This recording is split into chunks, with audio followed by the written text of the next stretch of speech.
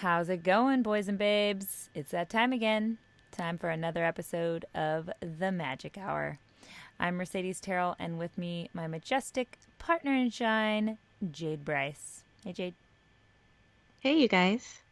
I just wanted to take a minute to thank all of you that have shown us some love by rating and reviewing us. This is so huge to us since it lets us know that you're finding value in what you're hearing. We wanted to share one from Slick. He says, I've listened to hundreds of episodes of the Joe Rogan Experience as well as hundreds of hours of other podcasts. And in just a few episodes, these two ladies have created a podcast that is right up there with the Joe Rogan Experience for me, and that I look forward to listening to each and every episode that comes out. That's just one of the ones out of the, dozens that were posted that really touched our hearts. And Joe is such a huge inspiration to us, so this really left us speechless. So thank you so much. Thank you, Slick. I love that. Yeah. That's so sweet. So today we're having on Deanna Smith. Deanna is a life coach who works with millennial artists and entrepreneurs to assist them in releasing outdated ideas about their career and relationships so that they can define success on their own terms. Yes, she is a deep thinker and a seeker who has been on her own journey of self-discovery for many, many years. She loves to help anyone who is asking for the chance to grow, and her light is in empowering others to become their best selves by guiding them towards what's truly in their hearts. Through her coaching, she's able to help us to identify how to live our bliss and how to serve others while living a healthy, happy, abundant, and joy-filled life. So, without further ado, and because I am so ready to step into whatever guidance she can offer us today, let me introduce today's guest, Deanna Smith. Yay! Whoop, whoop. Do you want me to All reread right. that intro when she gets on? Probably, huh? Yeah, because we need her to say hi. Yeah. Should we reread the intro one more time so we don't have to do it after, or you like it? I like it, but It let's was just do it again. it was fine to me, but Okay. We'll just do a second one that's a little different. okay. When you go into your first sentence, is there a way to... Just wanted to take a minute to thank all you guys.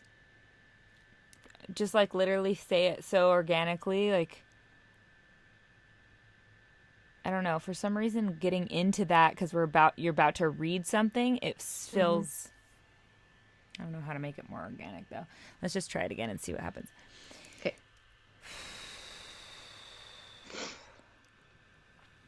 How's it going, boys and babes?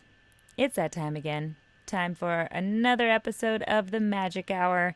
I'm Mercedes Terrell, and with me, my majestic partner in shine, Jade Bryce. Hey, Jade. Hey, you guys. We just wanted to take a minute. I tried to make it sound organic. I'm gonna start over. That was way better. Oh, okay. Say hi, Jade. Okay. That's it. Hi, Jade. Hey, you guys. We just want to take a minute to thank all of you guys that have shown us love by rating and reviewing us. This is so huge to us since it lets us know you're finding value in what you're hearing. We did want to share one from Slick. Yeah. He says, I've listened to hundreds of episodes of the Joe Rogan Experience as well as hundreds of hours of other podcasts. And in just a few episodes, these two ladies have created a podcast that is right up there with the Joe Rogan Experience for me, and that I look forward to listening to each and every episode that comes out. That's just one of the ones that really touched our hearts, but there are dozens of others, and we're super thankful. Joe is such a huge inspiration to us, so this really left us speechless. So thank you, Slick. I'm sure you're listening. Yes. Yeah, That's can't thank so you enough. cute. That really warmed our heart. I love that. Thank you, Slick. That's awesome. Anyone who wants to rate and review us, we read all that stuff. So Yeah. put it on there. We'll see it. Yes. So today we're having on Deanna Smith. Deanna is a life coach who works with millennial artists and entrepreneurs to assist them in releasing outdated ideas about their career and relationships so that they can define success on their own terms. Yes, she's a deep thinker and a seeker who has been on her own journey of self-discovery for many, many years. She loves to help anyone who's asking for the chance to grow, and her light is in empowering others to become their best selves by guiding them towards what's truly in their hearts. Through coaching, she's able to help us to identify how to live our bliss and how to serve others while living a healthy, happy, abundant, and joy-filled life. So, without further ado, and because I am so ready to step into whatever guidance she can offer us today, let me introduce today's guest, Deanna Smith. Yay!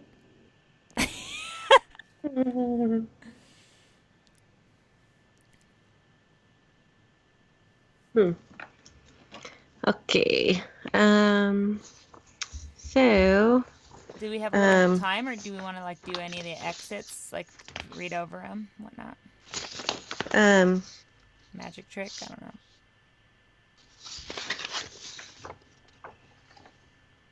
We have.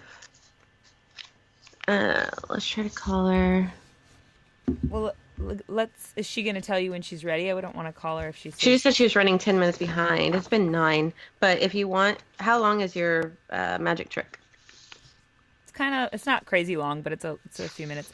I would probably not call her though until she says, just because, you know. Okay, let me tell her we're gonna do a sound check real quick. Oh, you mean when she gets on? Yeah. Just say, let us know when you're ready, type of thing. Yeah.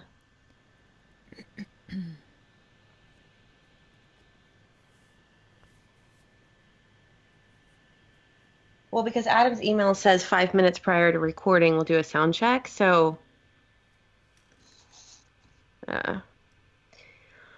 okay. Why don't we start after she gets off and you say that was really helpful conversation. I like la la la, because I have a little piece there that's not that long, and we'll continue from there and go into our magic tricks if she hasn't texted or anything. She said she's ready. Oh, okay. Okay.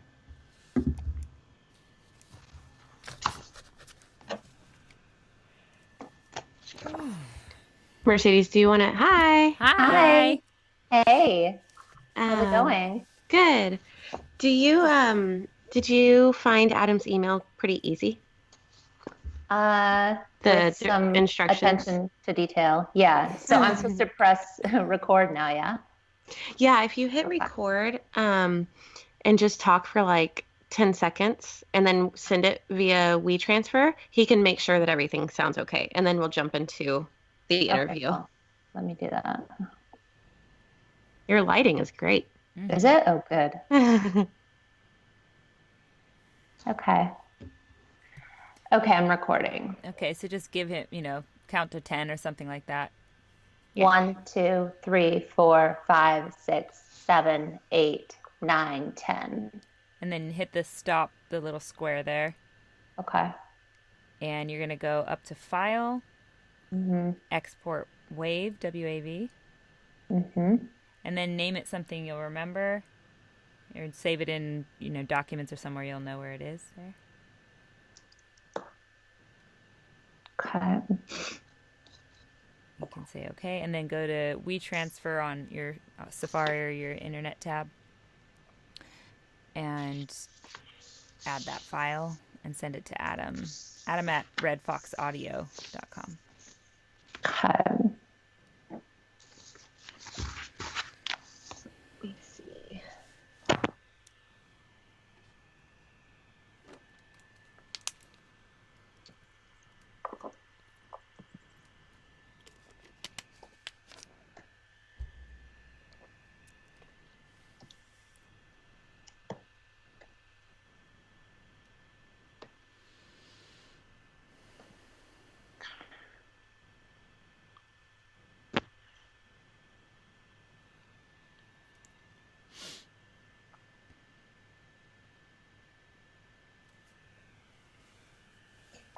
Are we pronouncing your name right, Deanna? Or Deanna? Yeah. Yes. Okay. Deanna. Good. Yeah. Deanna. Okay. We weren't sure if it was Deanna because there's 2 N's, so we were like, "Oh, crap, we better ask her before we introduce you." Okay, that's sent. Okay, awesome. Cool. So we can start recording. He'll let us know if it's bad, and if so, we'll figure that out. But okay. Okay, so if you hit record again. And Jade, you're still going? Yeah. Okay, perfect. Okay.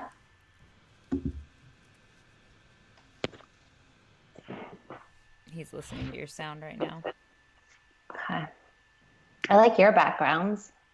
Thanks. Thanks. Mercedes is in her closet. She just hung up Shut up. some artwork. Yes. It's That's her most amazing. quietest part of her house. Yeah. Part of her house. It's technically a second bedroom that's now a closet. It's now your recording studio. Yeah, now both recording studio and closet. Yeah. Okay, so You want to do the intro? yeah, I was gonna wait for him to come through, but we could just start. I'll keep it open, and if he... Yeah, just in case. Because it's probably fine. She sounds good. Okay, Deanna, you have the green thing is bouncing on the recorder, right? Let me look. Yes, it is. Cool. Okay, cool. All right. And actually, Adam just texted. He said, so I can hear Mercedes giving Deanna instructions. Is she wearing headphones? Yes, you are. You can hear us in your headphones, right? Yep. Are they super loud? He's saying. They're perfect. Yeah. If they're super loud, he might be getting a bleed through. So he asked if maybe you could turn them down a little bit. Okay. So I guess just turn the volume on my computer down. Yeah, that's what I do. And then it just Okay. turns it down in my mic. And just make sure they're plugged all the way in on the side of your computer, too. Okay. Yeah. Okay. Okay. I don't know why that happens sometimes. I don't know. It's always something. Yeah, it's always something. All right. So we're just going to go through without a retest, yeah? I think we're okay. Yeah. Just telling him okay. All right. So we're coming off the intro of our show, and I'm just going to walk us in with your actual intro. Yeah. Cool. Yes, she's a deep thinker and a seeker who has been on her own journey of self-discovery for many, many years. She loves to help anyone who is asking for the chance to grow, and her light is in empowering others to become their best selves by guiding them towards what's truly in their hearts. Through her coaching, she's able to help us to identify how to live our bliss and how to serve others while living a healthy, happy, abundant, and joy-filled life. So without further ado, and because I'm so ready to step into whatever guidance she can offer us today, let me introduce today's guest, Deanna Smith. Yay! Hi! Yay! Hi! So grateful to be here and really honored. You guys, the work you're doing, I've listened to some of your stuff so far. I'm so excited about it, and I think you're setting such a great example. Oh, thank you. Yeah. That means a lot. So I have to mention that you are like our most mysteriously, I'm calling it, you're our guest by divine design, because we have somehow summoned you with, like, unbeknownst to us how it's happened. But Jade has this like list. It's actually, I think, on our wall behind her there. This list of our dream guests on there. You know, it literally has people like Ellen DeGeneres, Oprah, like, you know, all these people. And you're on that list. And we didn't know you prior to this. Jade doesn't know how and you I got looked on you the up list. and I wasn't even following you. That's so funny. I know. I'm like, how did you find me, actually? It's so I wasn't following I you. fine. I had no like interactions with you. I must have seen you on someone's post or something and just put your name down. I don't know, but I was like, well, I think we're supposed to interview her. Yeah. And she sent me like your writings. I was like, yeah, this girl's right in alignment with stuff we want to share. So yeah, she was like, good is, catch. And I was like, I don't know what bait I sent out. That's amazing. You scooped it up. It's so good. I love it. So today we're obviously going to talk about ways we can seek out and step into our own calling and how to reach our highest potential. And I'm super excited to get into all that. But I wanted to first ask you, how did you come to recognize your own gifts, and how did you come to be a life coach? That's a very good question. It's interesting because it's something that I've struggled with for a long time, and it's not necessarily been in the recognizing of my gifts, because I felt from a young age what I was good at. I might have been a little confused because there were a number of things that naturally came to me fairly easily. And then, you hear the noise and the voices of the people around you saying, like, you should do this or you should focus on this one thing and you'd be so successful. Um, and I did start my first passion career relatively early, which was acting. But I really sort of hid out in that, and I never got to the point where I fully stepped into it and really put myself out. And I hid behind life circumstances and chaos and partners. And then I went through a definition period between then and now where I was sort of struggling to find my legs. And it was after I had split up with my ex-husband and was still acting, but really needing to figure some other things out to help financially, that I responded to an ad. Actually, someone was looking for a dating coach. And it was one of those things where I read it and I was like, oh yeah, I can do that. And that was probably about 7 or 8 years ago. And I interviewed with him and started working with him. And I had the best time. And I utilized actually a lot of the skills I had learned as an actress, both through self-inquiry but also improvisation. And we would do things like go out places and I would tell him to do things or say things to women and, help him get more comfortable and, did all sorts of things. And I had a great time doing it and really felt that it was a calling that I wanted to pursue. It just wasn't the time in my life where I had the stability to build that. So it wasn't until about a year ago that it really started coming back around again. I had more space in my life again, and it just really started flowing. Some people started coming to me for sessions. I started a women's group, started doing workshops, and just started going by referral. And it's really been opening up. So it's been a fun new path, new older path. Yeah. There's a lot of parts of that story that I relate to a lot. So you help others, figure out how to live at their highest potential. Do you feel like you're currently living at your highest potential? And also, how do you continue to reach and cultivate motivation to keep reaching for that? Mm-hmm. Yeah, potential is an interesting idea for me. And again, something that I've struggled with for a long time because I feel there's a lot of pressure in potential and around the idea of reaching my full potential. Because what is that really like? If I just sit here and think like, I got to reach my full potential. Yeah, there's like anxiety a little bit. Yeah, it's like really intimidating and like, well, don't make a wrong move or you might not reach your full potential.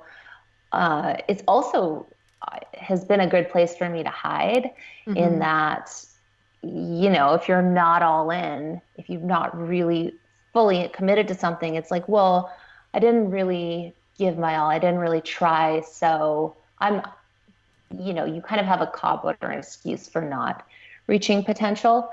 So for me, I've really come back like more into alignment for myself around the way I look at it recently, or maybe in the last couple of years, in that I know what I want my life to look and feel like. And I know kind of grand scale, big things, big picture.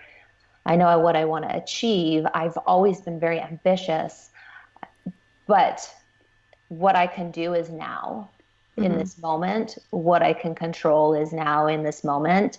And so it's a process of breaking down to what is now, what's right here, what can I do in this moment? And if I'm really filling the space here in this moment, then I feel that I am living my potential because that's what I'm doing. Yeah, I relate to that a lot as well. I have joked before that, while my partner's just trying to poop or shower, I'm like, are we living our best life? Like, I'm always really obsessed with, we're not doing enough and we need to be reading this book and we need, and we actually did our first cup. It was our first ever. And the big theme. What? Sorry, you cut out. Counseling session. Okay. And the big theme that kept coming up is that I'm always wanting to do more and more and more, and it becomes stressful. But for me, I'm trying to reach that potential, you know? Yeah. So Oh my gosh, I so relate to that. And with my partner would probably laugh hilariously, or he will when he hears this, because yes, he's given me shit at times because it's like I'm reading like 8 books at once or yeah, listening to them. And I want to do this workshop and I want to do this class and I want to yeah, because I love it. But there is that idea, like I didn't really answer your question when you asked, like, am I living my full potential? No, I'm on the path. yeah, But there's more. yeah, And it's interesting too because my fiance will get mad at me sometimes because I am like, I want to do more. I want to learn more. I want yeah, to like, let's process more and yeah. yeah. Yeah, we never go take a drive, whether it's 10 minutes or an hour, without me taking 4 books to choose from. Which one do you want me to read to you? So, yeah, That's I I, think there great. is this paradox about our potential, wanting to maximize our potential, but having now the knowledge, knowing that it's infinite. Like if we have this infinite hmm potential, that's a really Yeah. overwhelming thing to try and wrap our heads around. yeah, Mhm. But like you're saying, Deanna, that if we just bring it back to the now, like, okay, I know I hmm have infinite potential, but there's like gradual becomings that have to happen in order to get there. But hmm right now, here's what I do have access to. Here's how much I know the beliefs I have in myself or whatever it is that it takes for me to actualize this potential in this very moment is only what I have right now. So let's work with that and move, forward with that. Take that little step forward. yeah. It's important Totally. to say. I Yep. think also finding comfort in the fact that anything we're drawn to is already in us. So all those things that we're wanting to grow in, they're in there. And sometimes just sitting quietly with that and not doing any of the busy work to try to Mhm. get there, but just sitting quietly with those desires can be enough.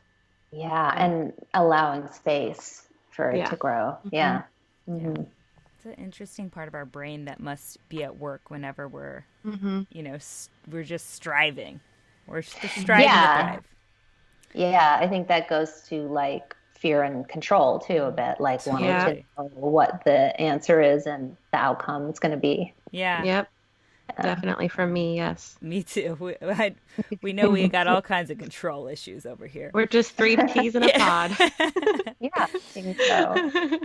So I was going to mention that in your writings, um, you mentioned that a big part of your journey was spent in turbulent relationships with partners who you had, some sort of unhealthy addiction to. Hmm. Could we go into that some and maybe you can explain some of those experiences a bit and how you were able to learn from them and apply those learnings to your life and to your career and how you coach others? Yes, for sure. Some of the most valuable lessons I've learned about myself and others have been through relationships. Mhm. I was married young, and that was actually my second love, and met him just off the heels of the breakup from my first love from high school, basically. And with him, it wasn't so much like an off and on turbulence. It was more the turbulence of me not being ready to be married and doing it anyway, and kind of punishing myself for thinking that, like, what's wrong with me for feeling this way, Mhm. and being more addicted to feeling guilty or feeling bad about myself or feeling like I should be some way rather than just how I wanted to be. Mhm. Um, so that relationship was tough because I really beat myself up for not wanting to be married at that time, but being married Mhm. anyway. Mm-hmm. And then the struggle of like, what am I going to do when I know it's not right, and eventually leaving. Um, right after that, I tend to have like a 10-month window, or I've had a 10-month window Mhm. between significant relationships. I met a man that I was with off and on for 7.5 years, and that relationship was the relationship itself was highly addictive, and it was one of those things where I knew very early that I was screwed. Mhm. Like shit. I know what this is, and I know I'm under it, Mm. and that almost made it worse because I was like, well, why can't I just Walk away. stop it. Yeah. Yeah. Mm-hmm. And it was really biochemically addictive, and it Yeah. was breaking up and getting back together, and him, you know, saying all these things and promising all these things, and then like within a day really like the opposite happening. And so it was so much of me again beating myself up because I knew, and yet I was like, why can't I break this pattern? I know it's a pattern. And that actually really helped me in the process of embodiment, going from learning and knowing intellectually to embodying, because I had to, throughout that relationship, go from uh, like learning all these things and knowing these things and about myself, and Mm-hmm. learning about, you know, all the areas that I've studied, and through actually physically embodying it in order to break out of that pattern. So I, did you ask me what I learned? I mean, um, any part of your Yeah. How were you experience able that. Go ahead. yeah, to apply them to your life sure. and career? Yeah. Yeah, yeah. So much. I mean, I learned how resilient I am, Mm. um, and how even when the things aren't working out that I think I want or really did want at the time, that I'm okay, I'm Mm-hmm. happy. Um, I can always start anew. I learned how to actually love and accept myself. And it's that, to me, has always been such a weird, intangible concept. Like, oh, just love Mm-hmm. yourself. Mm-hmm. And I got to experience going through that whole process of like being like, okay, and like trying to learn it and trying to study it, and then actually finally getting it. And Yeah. that's when things really shifted for me. And acceptance, because I didn't accept for a long time what was happening, and I didn't accept myself in what was happening. And in order to really change, I needed to learn to really accept myself and really accept what was happening Do you instead think, of thinking it shouldn't. yeah. Um, I think people listening to this, I know I can really relate to a lot of that because I know that I have allowed my relationships to define me a lot of the time, you know, along my journey. And I think that's something just to really look at in any relationship in your life, not just with your romantic partners, but even in your friendships, your work life, your mother father relationship. I mean, all those relationships of our lives Mm-hmm. we allowed to define us. The community is Mm-hmm. certainly important, but at the end of the day, we're alone. You know, it's just Mm-hmm. us. Yes, yes. Yeah. And I chose relationships as a place to hide for Mm. sure. And, you know, it kept me safe from fully expressing myself and putting myself out, which has always been, you know, since I've been very young, a fear and something I've had to really work through. And it was such a safe place to hide because I could be the support system. And then I could also hide behind, like, oh, all this chaos is happening. Like, oh, now I'm getting divorced and I got to figure out how to support myself and my child. And now I'm in this relationship and he's back and forth and off and on. And so the relationships for me really were a place to hide. And it's been, you know, I'm 2 years in now on a now very healthy relationship, and it's really been like the last year that I've been able to like really start stepping out on my own, Mm. with support and love, but like not hiding anymore. What would your advice be to someone who may be with their life mate, but also realizes that they're hiding in the relationship? Mm, that's a great question. I think being with their life mate, but realizing that they're hiding in wanting to not be hiding would be the first definition, Mm-hmm. defining, okay, well, how is the hiding serving you? And do you want to not hide? Why do you Mm-hmm. not want to hide? And then from there, looking at ways to connect to a new way of being, really, Mm-hmm. Yeah. because we, you know, our behaviors are all because they served us at some point, and we got used to them, and sometimes Mm-hmm. they're not serving us anymore, and then it's like, Yeah. okay, well, what else are we going to connect to at this Mm-hmm. point? What do Yeah. you think about your current relationship, that you feel like you're experiencing as a healthy relationship? What Hmm. makes it healthy to you in this, new phase of your life, new chapter? Yeah. Well, first of all, I got to give a shout out to Scott Kaufman. He Mm-hmm. is the most all-in person I've ever met. He, to me, defines the supportive masculine. So he is very in his masculine, which was very attractive to me, and it still is. Yeah. But he is able to hold space for me to see me, to understand me in a way that can really support me as an individual, as opposed to just an extension of him or what he needs from me in order to help bolster his appearance. He's really a partner. He really sees me. He really gives me space to really blossom and feel supportive. And it's so stable. And I know that he's not going anywhere. He's there. And that Mm. sturdiness Mm-hmm. allows me to breathe and be comfortable and be able to create from a place Yeah, that feels good to me. Yeah. that's an important Mm. word right there. Is like the stability that allows you to create. Jade and I talk about when you're in a fight or flight mode all the time with your relationship, or you're thinking that you don't know what tomorrow's going to hold, if it's going to be really turbulent, and you're not going to know, that person wants to stay. It triggers Mm-hmm. all these abandonment issues we have. It triggers all this shit in our past, all these samskaras that we Sanskaras. Oh my gosh. that we need to work through, but Yes. haven't yet, of course, because we're busy in fight or flight mode trying to like figure this part of Mm-hmm. our life out. Oh my Mm-hmm. But gosh. do you feel like, because I've experienced this, that Uh, when you get to a place in your life where you're with someone who, this, let me back up for a minute. So like we all think of this storybook idea, this romance that's going to, someone's going to come into our life and sweep us off our feet, and then it's going to be all those problems we had, they're going to be gone, right? But mhm.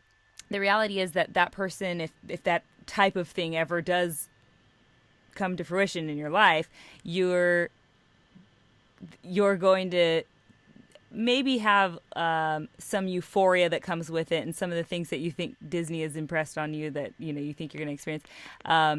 But you also now have like this level spot in your life that, for me, when that happened, I had like a oh shit moment. Like, okay, that big part that I've been trying to conquer and take care of for all these years of my life is kind of like in a neat little box.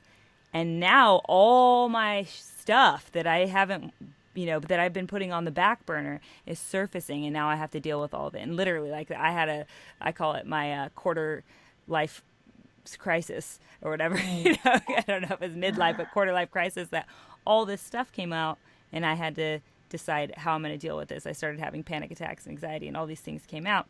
For you, because you're now in this space where you're with this person who you feel is stable and is like this anchor, and you can count on them showing up. Did you have, did that give you all this space and time, and, like you're saying, creativity, that some maybe parts of you that you didn't see, didn't count on surfacing, all of a sudden came up? Mm. Not necessarily, but I will say that we're both very conscious of what our wounds are, and we're both growers. So, we have conflicting wounds, and we've been very conscious of that, and that's something that we've worked through together continuously. And there is stuff that comes up, and I'm sure there will continue to be. It's just so different because when we're both here and we know we're both here, it's almost like it's a pleasure to work through it, even when it's not, um, because it's growth. Mm-hmm. Versus in the old relationships where it felt like fight or flight, like you said. It's like it's so unstable and it's so kind of scary all the time, and the not knowing. It's like it's so hard to have space to actually create, to actually make progress forward. But yeah, I mean, we're always kind of processing through stuff, and stuff's coming up, but it's a pleasure to work through it. That's good. Yeah. I am. I was wondering also, as a life coach, how, you explained some of your past relationships as, dark times. Mm. How has the darkest places in your journey allowed you to not only see, but to be the light as well? Mm-hmm. Um, I think without having those experiences, I don't know that I would really fully appreciate where I am now. Mm-hmm. And it's certainly not in my relationship. I don't think I would fully appreciate. And I feel like I really identified with like the romanticism of like the ups and downs and the pain and the back and forth when I was younger, both with acting and with the relationships. And it's sort of like an etching process, maybe, that I went through, where again, I go back to the embodiment because it helped me to embody these lessons where I've lived through them. And so I can understand viscerally what it means, and how I could guide someone through maybe similar circumstances as opposed to just theoretically learning it or knowing it and teaching it. So I feel that really going through all of those times, and the embodiment of getting through them is helping me to be able to show the light to other people in a way that I can understand it so much better, and also appreciate so much better where I am now. Mm-hmm. Mm-hmm. That contrast is super important. I think So that's important. life Yeah. happens somewhere in between the dark and the light, right? I know, Mm-hmm. even though it sucks sometimes.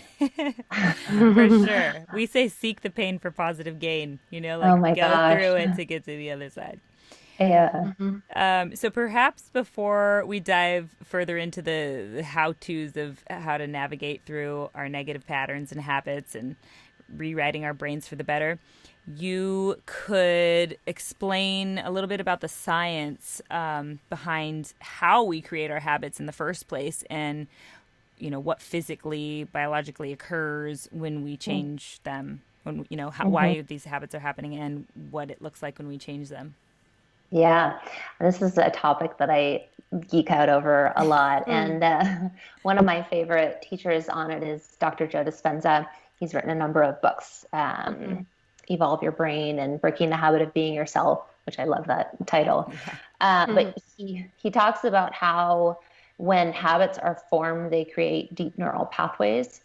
And, it serves us to some extent. We start doing these behaviors and we create these habits, and it makes it so that we can do things like drive cars and brush our teeth without thinking about it.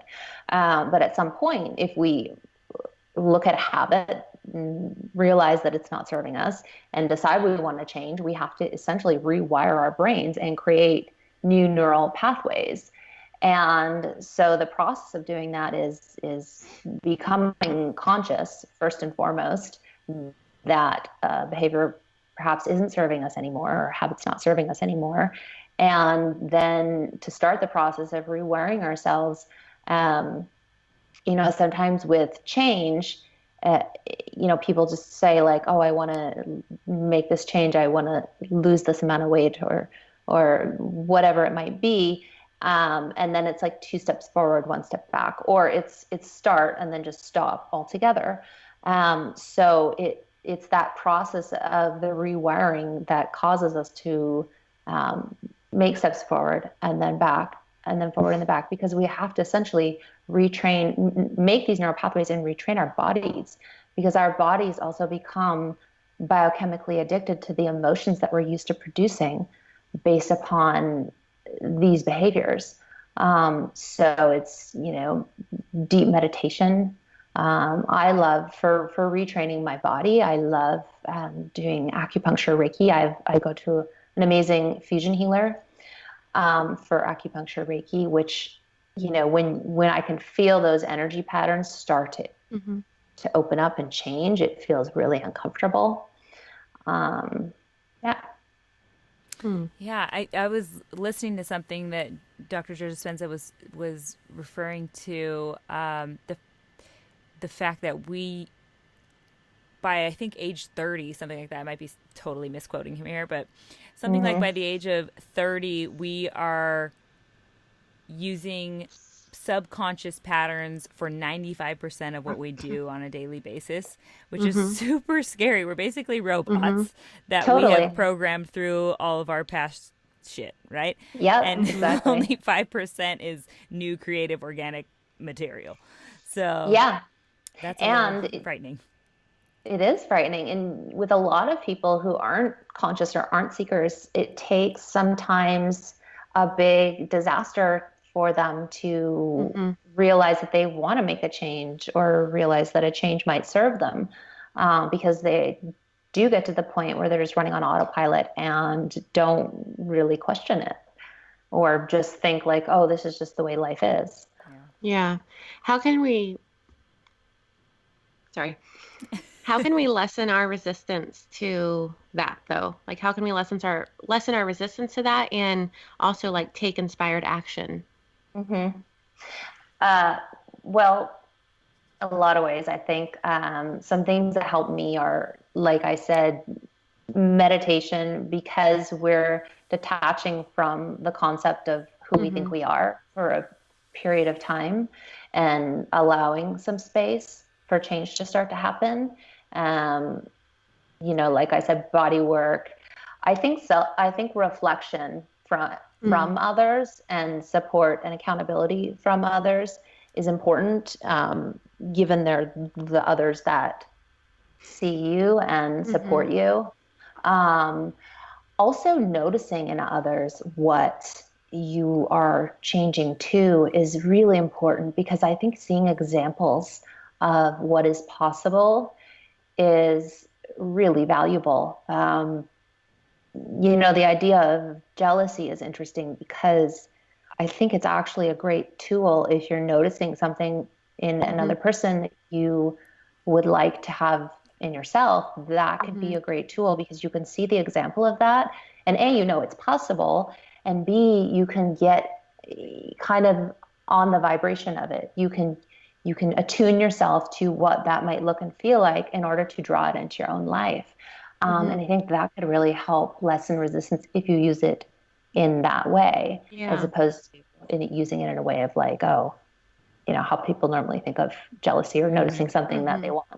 That's so interesting because that's something I feel like I was really resistant to for most of my life. Even just in the last few months, I feel like I'm kind of turning the corner on that specifically, where when you see something you don't like about somebody, or like you don't know why this person turns you off in a certain way, maybe even right away when you meet them, it's usually some sort of reflection. There's something in them that There's a trigger there. you're Yeah. seeing it. It's something you might be dealing with on your own end that you're seeing in them, and it's triggering you, like you're saying, Jade, to have that response. So if you Yeah. can twist, like you're saying, Deanna, twist around the idea to really recognize that as a reflection and go, okay, what is it that's triggering me firstly, and then where is that living in me, and how can I dig that out and actually deal with it and work through it. It's like Yeah. that And a lot. saying, So sorry. go ahead. It's like that saying, you can tell more about someone by what they say about others than by what they say about themselves, Totally. because the things that bother them, it's like showing, Yeah, we what's in only there notice too.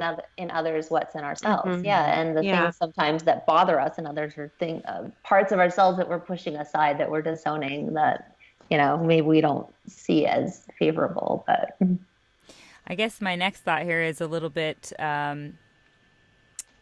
parallel to that. So when it comes to having compassion for ourselves and for others, this is something I've noticed that I have trouble with. I know that I'm tougher on myself and on others than I should be, but I also, and this is probably not the right thing to do, but I also attribute the type of toughness that I, act on myself, the type of toughness I have for Mm, myself, I attribute that to my success. And sometimes I even attribute mm, the success of those around me to the toughness, to my toughness on them. So, mm, this is a long repeated pattern of mine, I'm sure. mm, And I know it's not the healthiest thing to be doing. I know I need to change it. I even mm, make some conscious efforts like taking notice of it, but I see myself quickly fall back into the old rhythm mm. once I'm in a situation that allows for it. Right. I've read something you wrote that says, without compassion for ourselves and others, we can stay stuck in destructive cycles. So that really speaks to that for me. Can you Hmm. go into that some and into how to recognize, firstly, and then repair this cycle? Sure. So you're recognizing a pattern of toughness on yourself and others, which, as you said, has actually served you because you've seen it help get things done, help you get things done, help others get things done. But maybe it doesn't serve you anymore, Mm-hmm. is what I hear you're saying.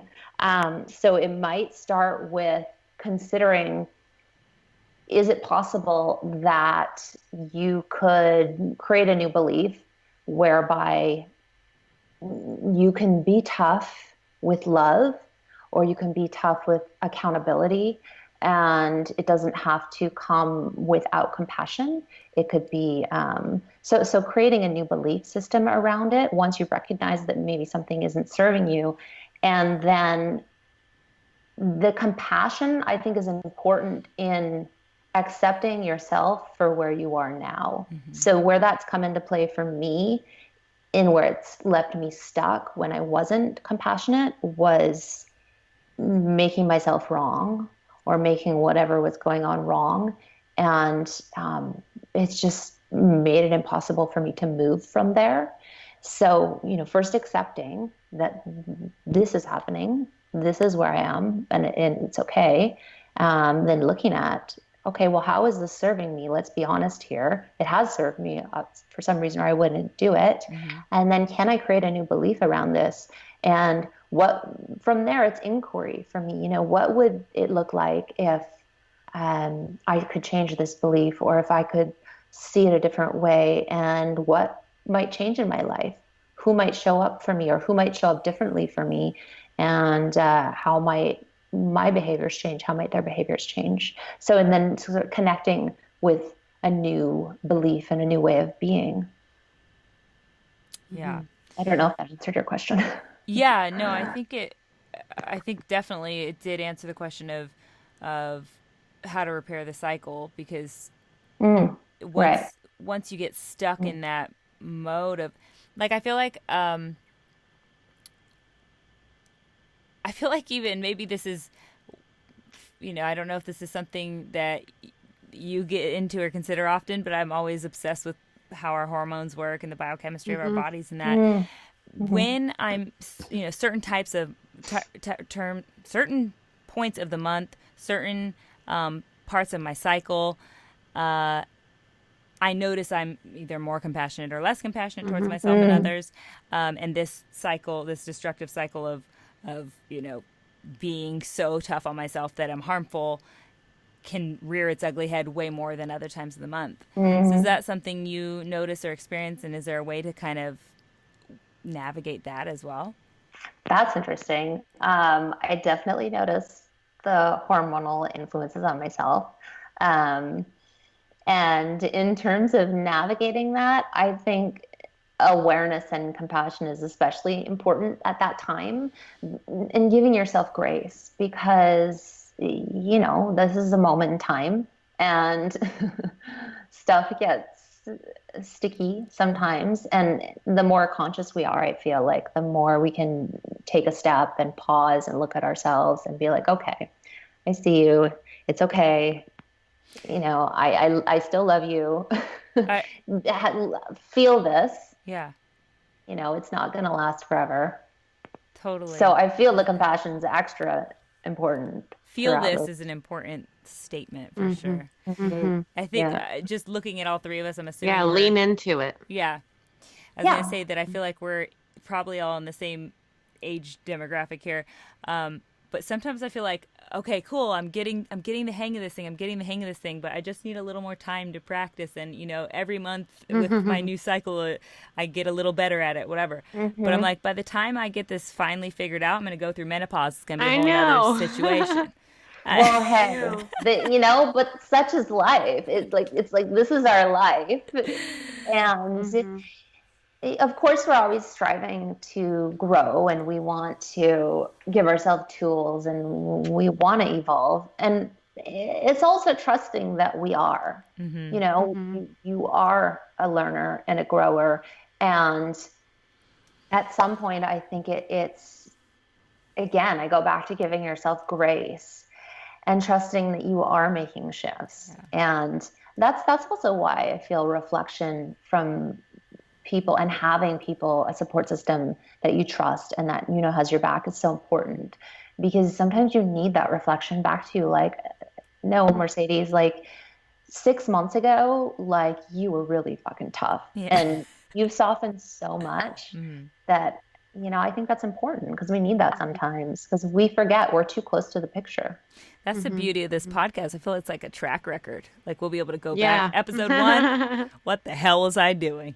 Yeah, that's so Yeah. funny. I was thinking that this morning. I was actually on a hike, and I was like, oh, it's going to be interesting when I look back in a year or two and think like, oh, that was so cute. Yeah. Yeah. Even on social You media, were like, so young. yeah, Yeah. Oh, the way we record ourselves in Mm-hmm. life today, with social media and all the ways that we're able to record our whatever's going on in our lives. I think it's pretty cool that we have such an obvious track record. Of course, like depending on how authentic the content is you put out there, you're going to have a easier way to see back on your we call living journal of whatever your yeah. experiences were. But it's kind of cool. We at least have the technology to do it, so we should be using it, right? Hmm. Yeah. Okay, so I was going to mention that in your writings, you talk about a pattern you've discovered that you've been stuck in for a long time, which was being rewarded financially after stressful or hectic work. This stuck out so loudly to me. Like, this is a pattern that I've recently realized I am seriously addicted to as well. So, where do you think this, first off, let's start with where do you think this type of pattern is born? Yeah. Well, for me, this pattern was, I think a lot of patterning is born through wounding, and probably a lot in early childhood. Although wounding can happen anytime. But for me, it was early messages I received around like having a career, making money. It's stressful. It was a survival mentality that I grew up with. Also came out of not feeling like really believing in my value. So I have to like, if I'm stressed out, that must show that I have value. If I'm really, like striving or struggling, I must show that I have value. And then there's also a part of it that I created where I wanted to prove that life was hard for me in the way I grew up. I felt guilty that it wasn't as hard for me as some others that I was close to in my life. And I think I created difficulties to be like, it's hard and like, I should be rewarded. I have value. And To feel worthy. yeah, that's, hmm Wow. Yeah. yeah. Even just thinking about that is breaking down some bridges for me. And there's a lot of payoffs and all that, for me Yeah. anyway. Yeah. Yeah. I think that I have definitely found ways to make work harder for me than it needs to be. And I'm sure you can relate through the acting work you did maybe with Jade and I, being professional models for all these years. When you're a model, people instantly go, oh, you're a model? That's like the easiest job ever. All you do is stand there and look pretty and take pictures. And what are you doing? Like, that's not hard work, Right. That idea whether or not that's true, which it's not true, okay? Like, it is not true. Almost every boyfriend I have had has treated my work that way. Yeah. Really, yeah. Yeah. And the thing about it is, you convince yourself through that interaction with Mm, people that that is the case. So then, like, I know from my own experience, I literally have taken on jobs that are so ridiculously hard, no one would even want to think about doing them. Modeling jobs, like where I would have to go hmm. stand out in the freezing cold snow sometimes for 11-hour days, smile and, and keep your face on and do all the things and interact with people for that many hours with barely any food. Maybe these companies should be shamed for doing that to their models, but even the companies that you're working for don't think that you're doing work. They don't think that Right. it's work. So then they So end up you're treating showing you them badly. like right. Yeah. And so you're proving like, oh no, look how hard it is, Mhm. which is so interesting as opposed to like, why can't it be this is joyful, this is fun, this is my creative expression, Mm-hmm. and show that to the world as an example of how it could be. Mm-hmm. Well, even on the most mild modeling job is still not easy. I mean, there's a lot more that goes into it. I'm not going to sit here and like preach about why modeling is difficult. That's not the point here. The point is that I've made it harder than it needs to be on Yeah. purpose, just like what you're saying. Like, I've literally found ways to align myself. I think maybe I've drawn those jobs to me, with whatever Mm-hmm. frequency I'm running, where I'm afraid of not showing up as worthy to the people Mm-hmm. I'm being hired by. Yeah. And that's something I need to do a lot more thinking on. So, like, thank you for bringing that up. I will. I'll Yeah. journal it Thank you. tonight. Awesome. So how can we navigate this addiction to abusive work and maybe reframe our brain to accept or require payment for less stressful work? 'Cause that's where I need to get. That's where I need to get right Hmm. away. Yes. So again, looking at how the current is situation or framing is serving us.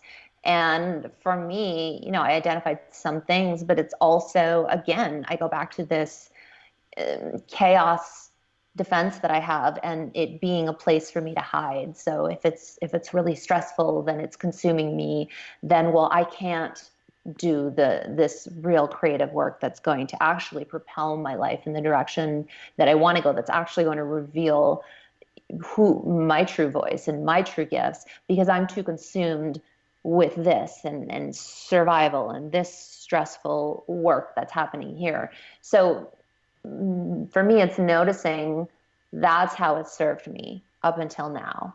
And then again, believing in, can it be different? Creating a new belief system around it, looking at the beliefs and the wounds that led to the current situation and Yeah. deciding, Finding the root. yeah, deciding something different, just like I did with my relationship. I knew I was in a spot. I knew I was learning through pain, and I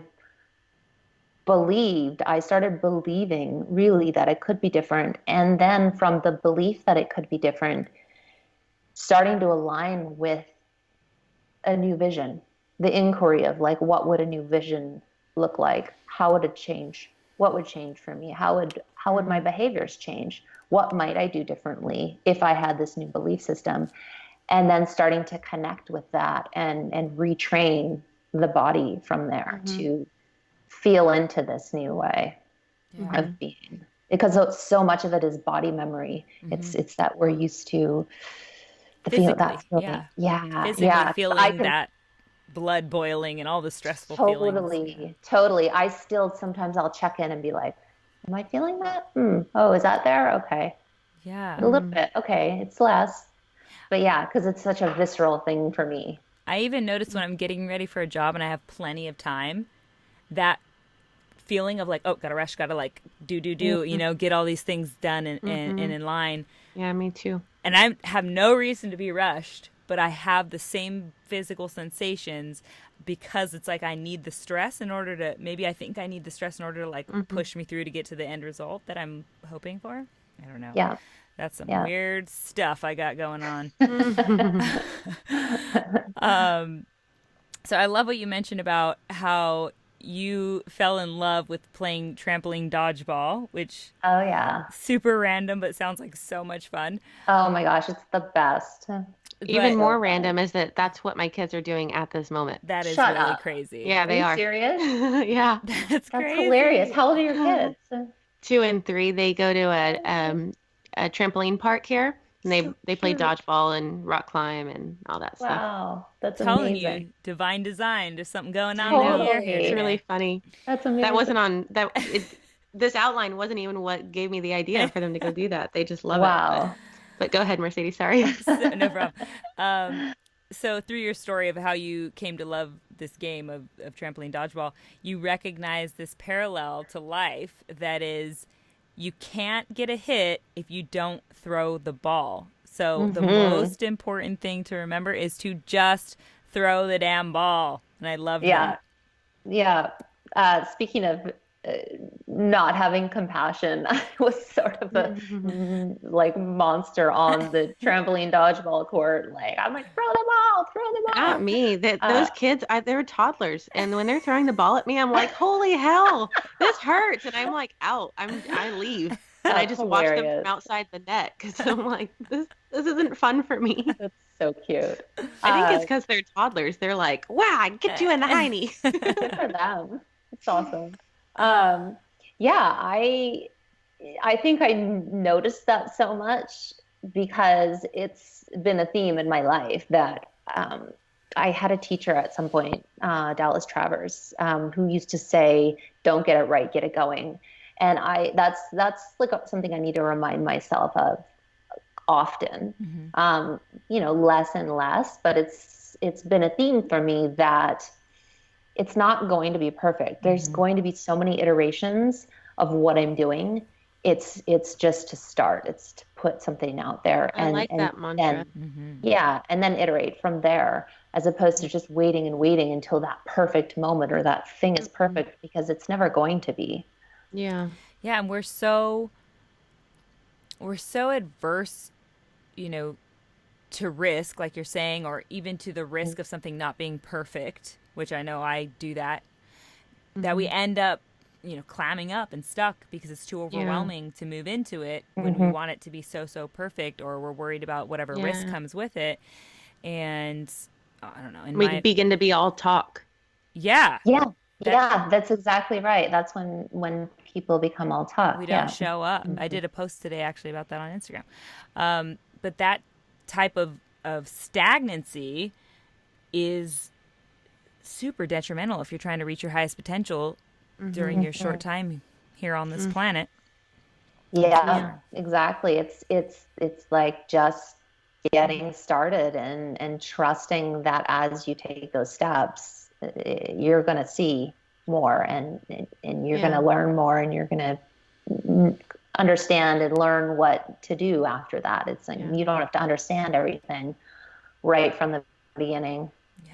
So, I have to kind of find the balance in that though, because I am a huge risk taker. I'll move at the drop of a hat. I'll buy a ticket out of the country, drop of the hat, especially before I had children. So a lot of times for me, instead of the mantra, don't get it right, get it going. hmm. I don't care if it's going to be right or not. I'm just going to go. Like, I'm like, let's do it. That's And beautiful. that can be born though from my impatience and my striving Hmm. to that fullest potential. And Hmm. I've never looked back and thought, well, that was a mistake, or well, I should have waited toward till my next hormone cycle when I was thinking a little more clearly, or anything like that. But it can be overwhelming for those around me, you know, when Mm. I'm just constantly, let's just do it, like even, Yeah. with us starting this podcast, that was my mode, Hmm. and Mercedes balanced me in, well, we need to get these things in a row. Hmm. Thank God we didn't air the first few things we recorded. It's so They're in the great that you can trash. balance each other, really. But I mean, you guys are so organized, but it's great to have that balance and to understand like which side of the pendulum you tend to swing to, so that Yeah. you can, and sometimes we need to overcorrect a little bit and Yeah. then come back to middle. But I really admire people who just put themselves out there, like because that's been something that's been so hard for me to offer my voice, especially unsolicited. It's been something that I've really had to push myself to start doing. So I Yeah. admire that very much in other people. Yeah. Yeah. We're trying to move out to California, and every year we're like, okay, next year because we want these things to happen.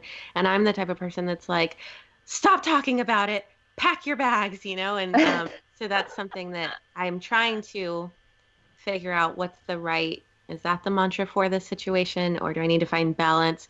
It's hard to really know when I have such a strong personality that leans, to the other side. So Hmm. that's a big learning stage for me right now.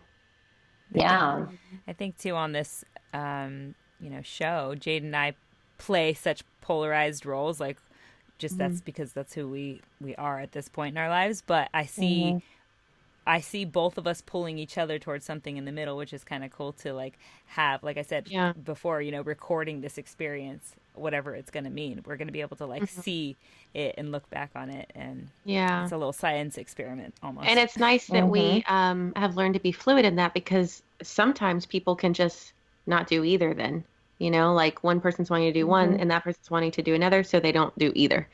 So you got to learn to be fluid as well. Um, Yeah.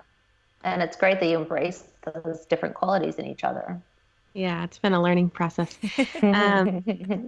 so we do have a question from our magic mob, which is our tribe of listeners.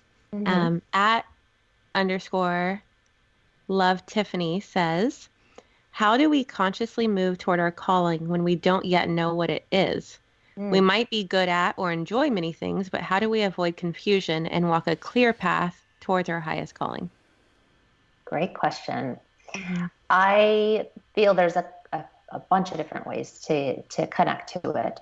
I like to look at childhood because I feel like we really do all know. It's just how much is in the way, um, or how much damage has caused us to disconnect from it.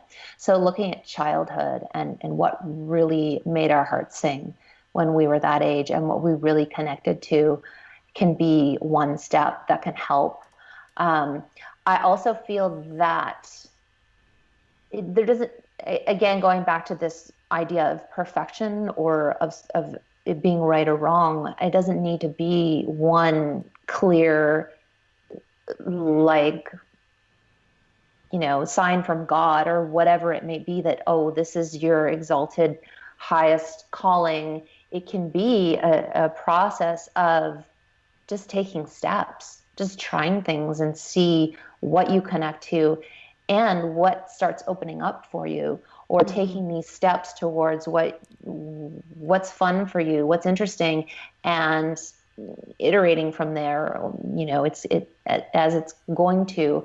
And also, again, going back to having people that can reflect back to you, that see you. Hmm. And I think that can also be important because it can reconfirm what you might already know about yourself, but be scared to admit. Because I think also a lot of confusion comes out of just a fear of not really wanting, being too scared to admit what's true for you for Yeah. one reason or another. So I think reflection can help with that too. Yeah. I think also um, just noticing, you said it in other words, but just noticing what lights you up and makes you feel light. Mm-hmm. uh, that's for you. Whatever dulls you down is not for you. And also, everything that you said really lines up with Rebecca Campbell's book, Light Yes, is I the New love Black, her. I love which, her. by the Yeah. way, Rebecca, this is the second time we've mentioned you. You come on Oh, the show. Listeners, go tell her. Yeah. she's Um, so beautiful. Yeah, I love her work. yeah, so her work, really talks about that inner knowing and the universe knocking, and that's how you find your calling is by really listening. Mm-hmm. Um, yeah, I I, love that I answer. think even just by asking the question, it kind of like opens the Yeah, door. And people discredit Completely. that, like discredit the yeah. idea of even the things you've been talking about today here, Deanna, of Mhm. meditation and visualization. And when we say those words, meditation, visualization, or just saying out loud to the universe, people go, oh, it's so woo woo and it's so ridiculous and that's not going to Yeah. work for me. Mhm. But that why are you not believing in this moment? Like, what is the script you're running Yeah. in this moment that's blocking you from being accepting to those things even being a potential in your life? Yeah, and I love what you just said about asking questions because a lot of the work that I do with people is just knowing what questions to ask, because there's so much that you can discover about yourself. Like really, I'm guiding people on a It's path true. of self-discovery, and that comes through inquiry. And there's so much you can learn about yourself just simply by asking questions. Yeah. You I know? started my journey. Actually, I think a big influence for me was listening to Deepak Chopra's affirmations. And one of the things he repeats a lot or asks you to repeat to yourself a lot is not necessarily a direct or clear visualization of anything, but just the question, what do I want?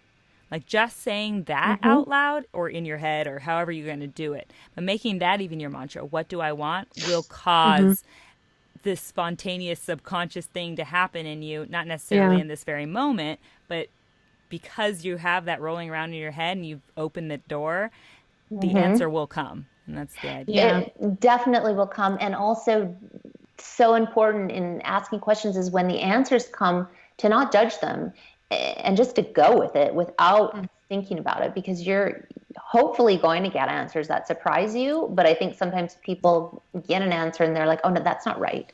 Or they judge Mm-hmm. it, or they think like it should be something different. And so I think in the process of asking these questions is so important to really just be keep an open mind to whatever might come up, Yeah. because Yeah. Be it's open. like that saying that your best thinking got you here, and sometimes we really need to just put aside what we think is right and ask ourselves questions and allow ourselves to be surprised by what comes up. Yeah. Yeah. I think also to that listener who asked that question, the fact that she asked that question means she's already on that path. Yeah. And a lot of times we can question, am I on the right path? And the answer is always yes, because you're on it. Always. You know, you're always on Totally. the right path. It's Yes. like that circle being drawn around you. You were meant to be here talking to the person you're talking to at this moment. Doesn't mean that changes don't need to be made, but where you're at right now, you're on the right path. 100%. I totally agree with you. And I also think that, in my prayers, a lot of times I will say and I will ask, let me, and I think this probably originated for me with Marianne Williamson, but let me, see who you would have me see, be where you would have me Hmm. be, speak with who you would have me speak with, um, as a prayer to guiding me and helping me to notice the things that are going to lead me along this path of whether it's I'm Hmm. wanting to discover what my purpose is, or whatever it Hmm. might be that I'm asking. Yeah. Yeah, and I don't mean this in a contradiction in any way. Actually, just want to emphasize. I think the gray area between what you are both saying about having this prayer and asking for almost fate to bring you or the universe to bring you what you most desire, what your highest potential is. Hmm. At the same time, that can feel, especially to a control freak like me, that can feel too reliant on outside stuff. Hmm. But I think it's actually really in alignment and close to like manifesting your own destiny, which is for a control freak like me, something that I tend to use those words more often. Like I'm manifesting. So I think if you can Hmm. reword it, almost it helps you reframe your brain if you need it. If you need to reframe it in order to make it believable Hmm. for you. Like, does that make sense? Hmm. Sure. Yeah, I get what you're saying too. And for the control freaks and even for the not control freaks, I feel that part of it, like the praying, the meditating, the visualization, affirmations, whatever it is that people choose to do in order to align with what they're wanting or what they're creating, those are tools for alignment, and that doesn't negate putting yourself out, taking the steps, Hmm. taking the actions. They work together, or I feel they're meant to work together. Yeah, and they are work. I mean, prayer and uh, consciously manifesting, which are the same thing essentially, Mhm.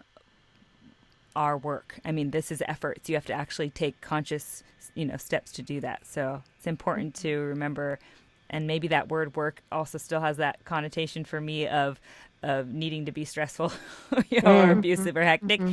but when you're talking about meditation or something like that, there is a stress factor for me to it where I have to set aside other stuff that I've become addicted to, like stressful, hectic work, to literally calm my mind down and allow for some sort of creativity and quietness and all those things to happen. So I don't know. There's a lot of interesting things in there. I don't really have a question to go with it. I just free flowing here. Nice. So we also have a pick your poison question from our Magic Mob coming from Instagram. The question is, would you rather have a horrible job but be able to retire comfortably in 10 years, or have a job, your dream job, but have to work until the day you die? Oh my gosh, great question. I know. Yeah, easy for me to answer though, because I don't ever want to retire. So I've always said that, yeah, I don't think I ever will retire because I want to like live my purpose, which I see is my work. It's just a matter of like, would I want to work in a horrible job and retire in 10 years? No. I want to live my purpose always. And I see part of my purpose is, the work that I'm doing in the world. Do I want to do it in favorable terms? Yes, of course.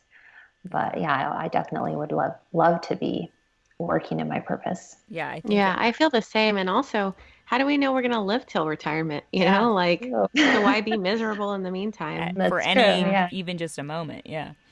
Yeah. I agree too. I feel like it's like a hard question at first, but at the end of the day, and I think all three of us are kind of living our bliss in a big way, especially through this show. I know Jada and I are. It's not even like a tough decision at all, because if I'm doing something that I'm totally enjoying, I'd do it without getting paid, then I want to do this till the day I die. I don't have any reason to quit doing, like, I feel like that's what people quit their shitty job to do, or retire from their hardworking, stressful job to do something they love. Totally. We're meant to work in some fashion, but on the things that light us up. Yes. So there's a few short questions that we like to ask everyone who comes on the show. The first one is, what advice would you give to your 25-year-old self? Oh my. I would really want her to understand what her value is and to believe in that. And I don't know if that's something that I could get her to really understand with just advice. I wish I could give her the gift of embodying that.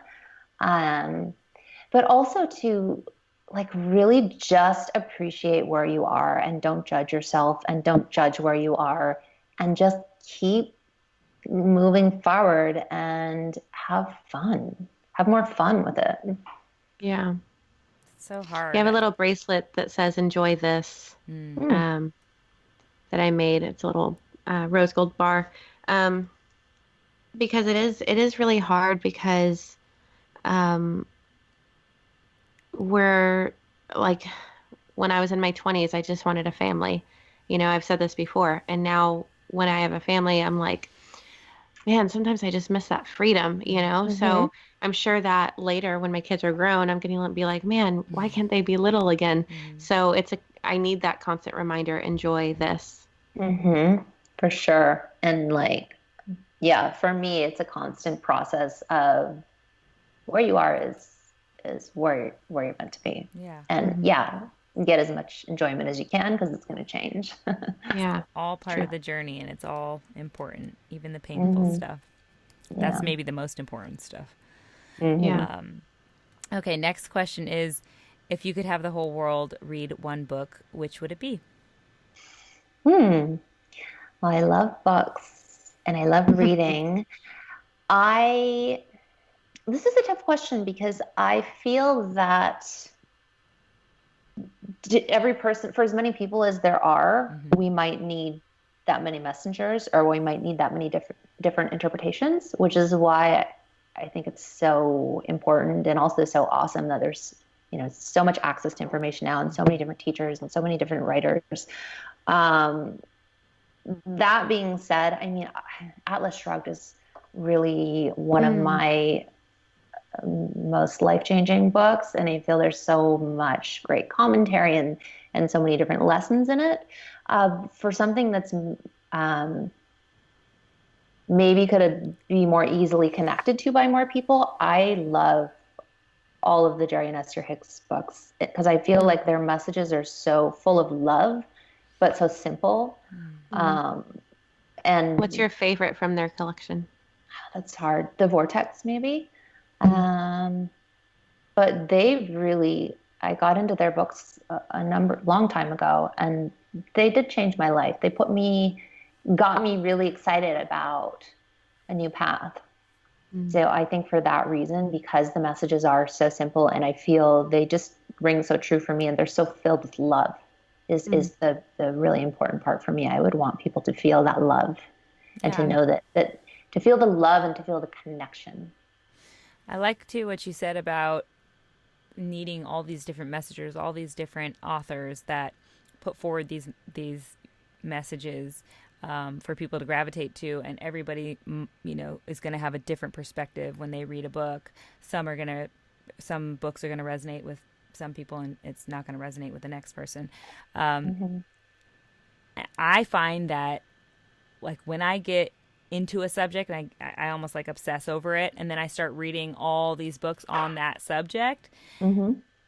it's not only that some books are going to resonate more with me than others, but it's that because I'm trying to retrain my brain, like I'm consciously trying to like really get this sunk in, whatever it is, whatever the idea is, that Totally. I Yeah. need another book coming from a different person's perspective and different angle to like tweak those other neurons on the sidelines that didn't get tweaked with that first book, and Yes. the longer I can do that, and the more content I can put in, and almost like the longer I prolong it into my life, I can create a habit and practice through doing that. I think it's a cool technique that it I seems to love be that. helpful. Yeah, Yeah. I like to hit it from all angles too. Yeah, I'm like, I gotta get this from every side. exactly. So the last of these staple questions is if you could whisper one phrase to everyone on the planet, what would it be? Mm.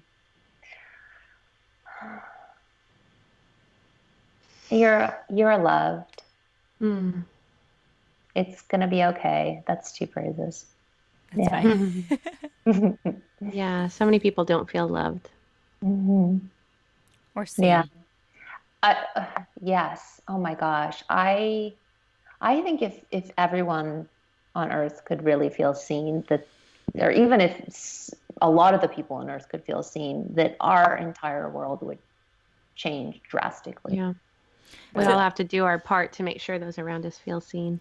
this hmm is a random segue, but you mentioned your husband, you feeling like he has this very masculine presence, and he really like help also allows you to feel seen. And hmm one of our dream guests is John Wineland, who speaks a lot about sexual polarity and how mm the feminine or the yin, embodies Hmm. this idea of wanting to be known and seen, hmm and the masculine embodies this idea of wanting freedom. Essentially, is like their base, their core thing.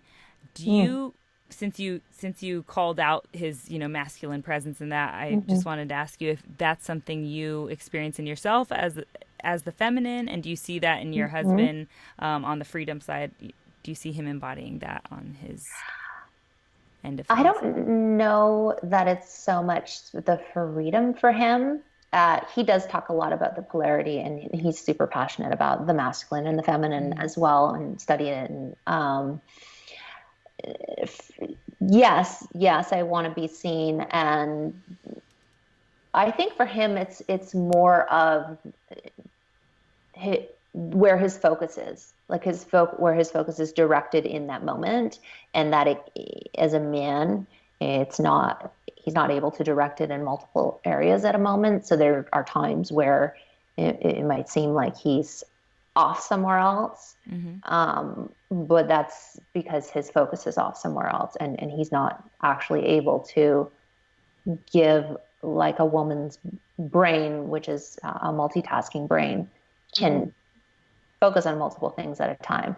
So I think a lot of those things for us are fun to explore and also helpful, like in the understanding in our relationship of appreciating that polarity and what makes us different, but also understanding like when he's off here, he gets home, he needs like this amount of time to transition because his focus has been here all at once, all this amount of time, and then he can't just come in and like immediately focus on me. So yeah, I love that's a super interesting topic. Yeah, it's something I'm definitely interested in, but haven't done much work or studying on. I'm sure we'll get there because we're gonna have John on the show. Nice. John, That's so great. we Allison Armstrong is really amazing too. oh yeah, Teacher, we'll look her up Allison for sure. Armstrong. She teaches Allison Armstrong. yeah, I'll write that down right now. Yeah, Mm-hmm. put it on the Thank you. list. All right. So, where can people find you out there on the internet? Where can they find you and your work? Yes, I'm at Deanna with Love Coaching on Instagram, and it's DEANNA with Love Coaching. And I'd love to connect with all of you, any of you. Perfect. Yeah. Perfect. Awesome. Well, Deanna, Thank you so much. Yeah, amazing. Thank you, ladies. You're very inspiring, I gotta say. And you just have your shit together and you're so lovely. We don't feel like it at all, so I appreciate Yeah, no, we you don't. saying You it. really do. And your questions are so thoughtful. Oh, thanks. thank you. Yeah, really thoughtful questions. I'm very, very happy to meet you guys. Thank you. Us too. And Yeah. by divine design, you were meant to be Totally. here, Yeah. so I'm glad, So funny. glad it happened. Good job, Jade. The universe wanted it to happen. Thanks, Yeah. universe. Yeah, thank you. So do you know, so basically what you did to send him your test, you'll just do that with this. Okay. And then, a few days before your episode airs, we'll send you a couple like promos that we're going to post and just, if you want to post them, cool, but we'll send them to you and let you know that your episode's airing. Okay.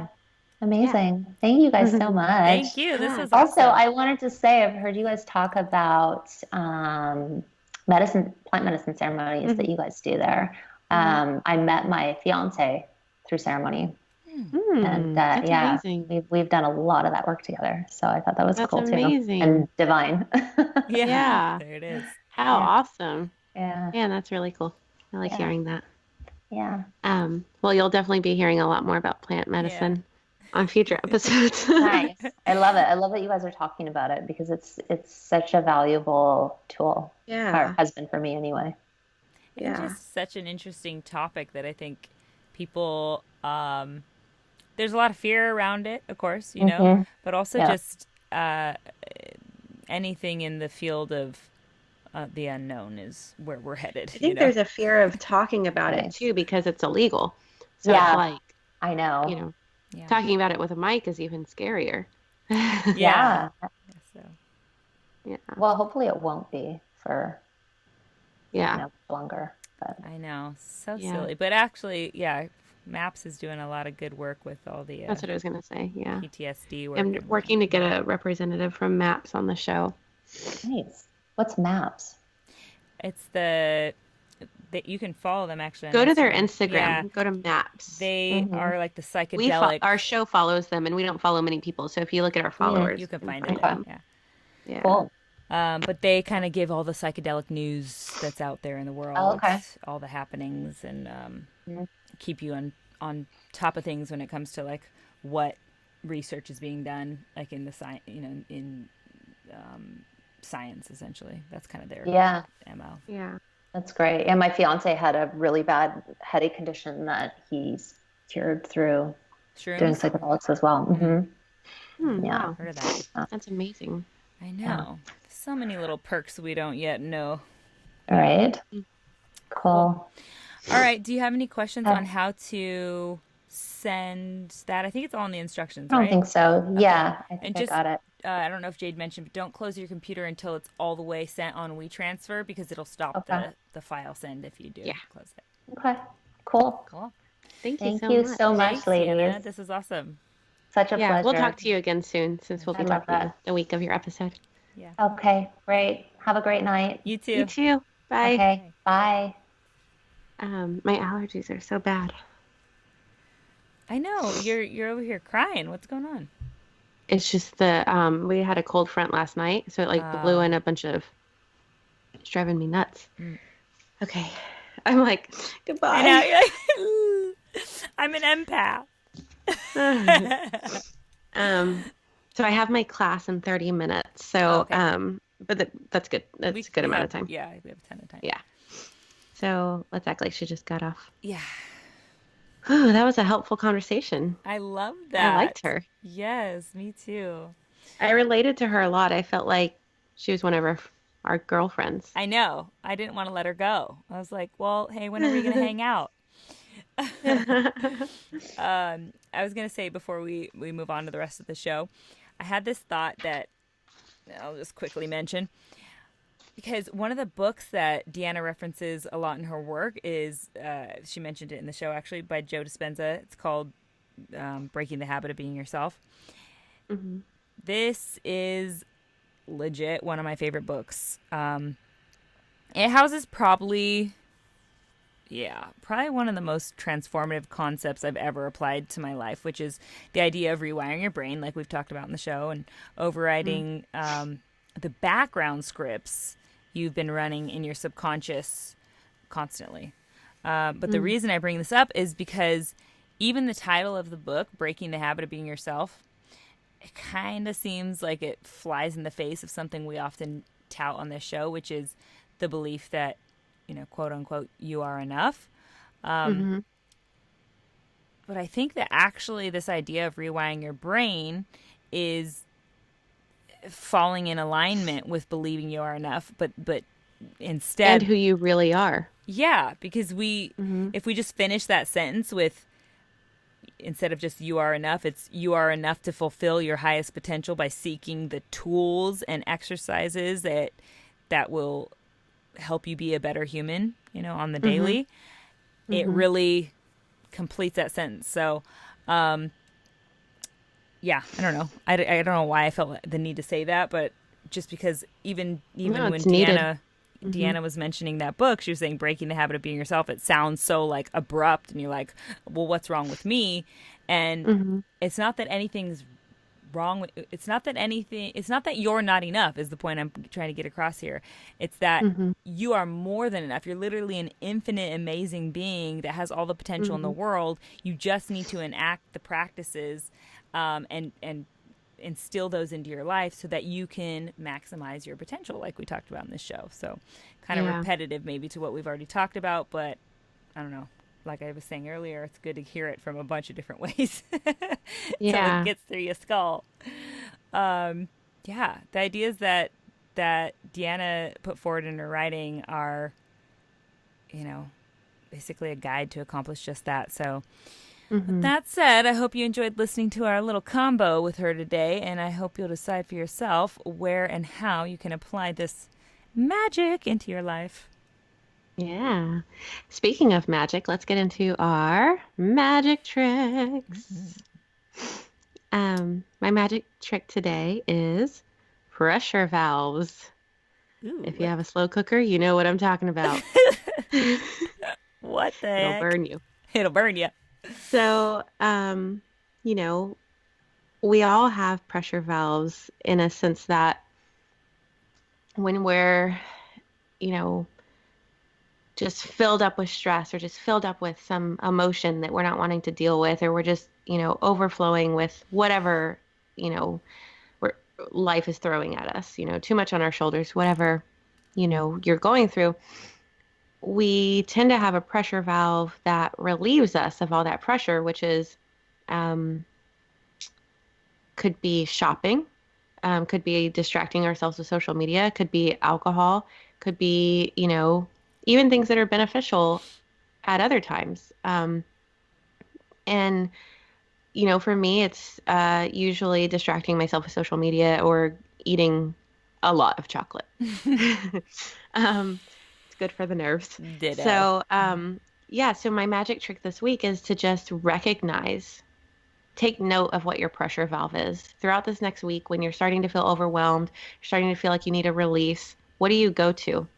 And I would challenge you or invite you to, instead of getting on that app or on that shopping site or making yourself a cocktail, do something that helps you to sit with all of your thoughts and all of those emotions stirring around and releases them in a different way, like meditation, yoga, go for a nice walk or even a jog, something that, is beneficial and helps you to grow and ponder, your situation and how it can change for the better. And, you know, it's important to realize that these things that come up in you, they're less accessible when you're not triggered. So it's a catalyst for insight and for self-awareness. And if you're choosing to listen to the show, then it means you're most likely trying and willing to grow, and also most likely open to trying things like this. So, use those triggers for self-awareness, and recognize your pressure valves in this next week. I like that. Mercedes, what do you got? My magic trick sounds a lot easier than it actually is. What I want you to do is try to remember to look for whatever background script you're running the next time you're in a state of mind that you don't like. For example, if you're sitting in traffic and you're experiencing road rage, which I have been often known to do, I want you to attempt to consciously recognize the emotion you're experiencing, and then remember the science we've mentioned in this episode. Pull yourself out of your emotion for a moment, that's where it's way harder to do than it sounds like, and determine what words or phrases you're repeating in the back of your mind. I know if you're anything like me, you'll find a whole slew of negative words and phrases you've been unconsciously repeating to yourself. Seriously, I'm so bad with that. So now that you've recognized how you are unconsciously causing the negative emotions you're experiencing, you can consciously change the script you're running to something more positive. And by the way, even if this new script feels like a lie, like the positive script, if it feels like ridiculous and feels like a lie because you're still feeling the residual emotions from your previous negative script, just keep repeating it. Yeah. Yeah. It's rewiring. It's rewiring. It's doing its work. Yeah. And it takes time to rewire. So keep repeating it. It's easy to lose focus on it and fall, back into the negative background script. So if you do lose focus, once you notice that you've lost focus, just pick it back up where you left off last. And by the way, if this sounds a little bit ridiculous to you, like I was saying earlier when we were talking to Deanna, if these ideas and tools sound ridiculous to you, ask yourself what script you're running right now as you're listening to these words. Good point. What is the script you're running that's causing you to be unaccepting and closed off to something that might actually help you? That's a good point. There's probably something there that needs to be adjusted as well.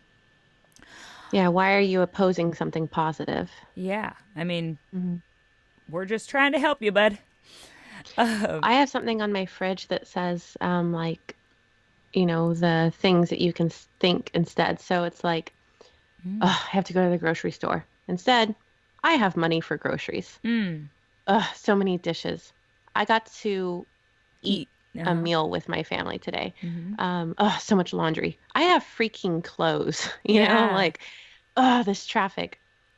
I'm in a vehicle that, I can afford, and this is where I'm meant to be. I'm not having to take the bus or walk because I'm not, carless. So there's always a way you can think positively. I think always. Yeah. And just cultivating that positiveness is going to turn around your day. I think that's fucking fantastic. I like that list. I need one tattooed on my arm, I think. Yeah. But the same idea. Once I started doing that type of twisting of my thoughts, noticing them and then changing and rewiring, or like trying to consciously reframe or redesign the background scripts I was running in my mind. Those I guess that what do I want to say? I saw things change dramatically. Mm-hmm.